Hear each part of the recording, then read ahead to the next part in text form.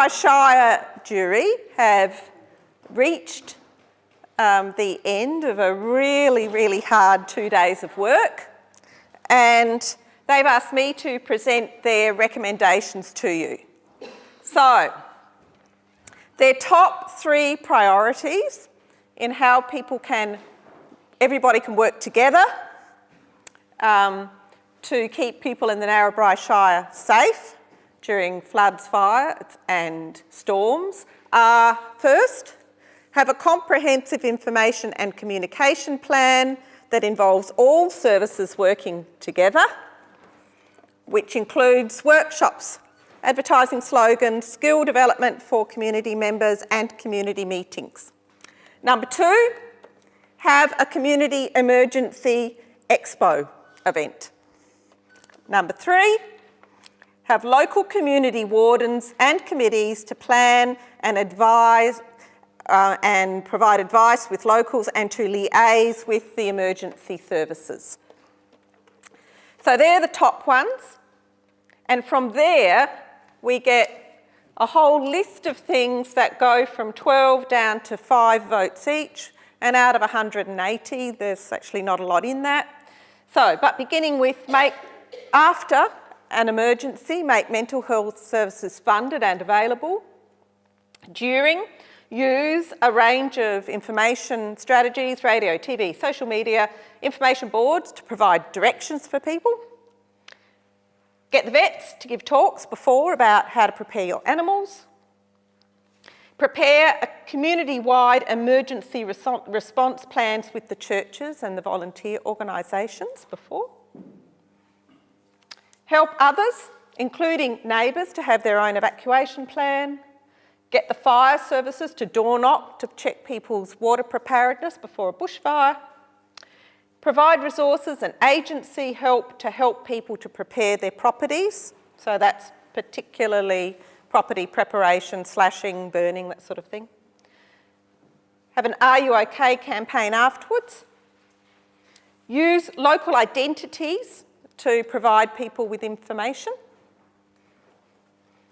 Get the supermarkets and the councils to work together to make emergency packs available.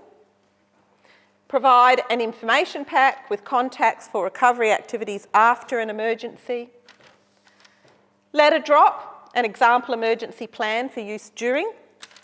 And finally, help people to get other people's contacts, both before, during and after an emergency.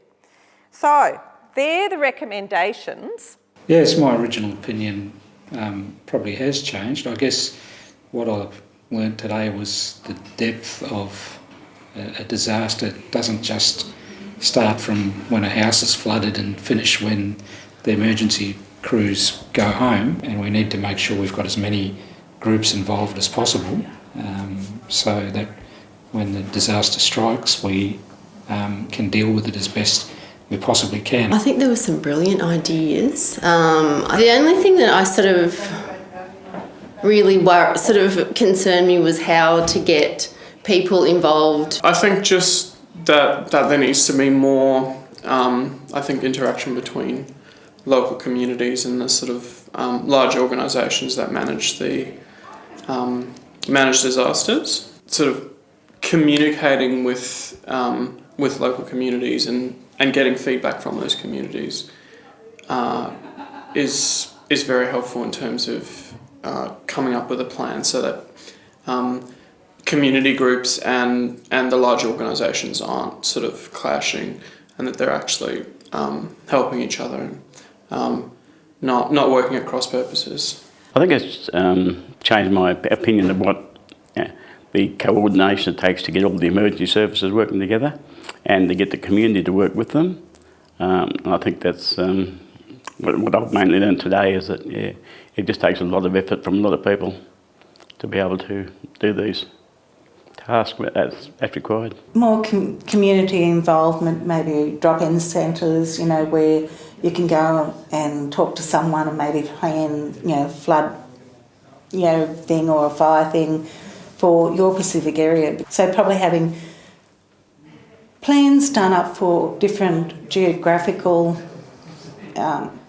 areas in the Shire, and also too probably thinking about people. I know of several people who can't read and write around the area. I think there's a lack of communication, and I'm hoping that will come out of this. That a lot of just the general people in the community don't necessarily know everything that they probably should know in case there's an emergency.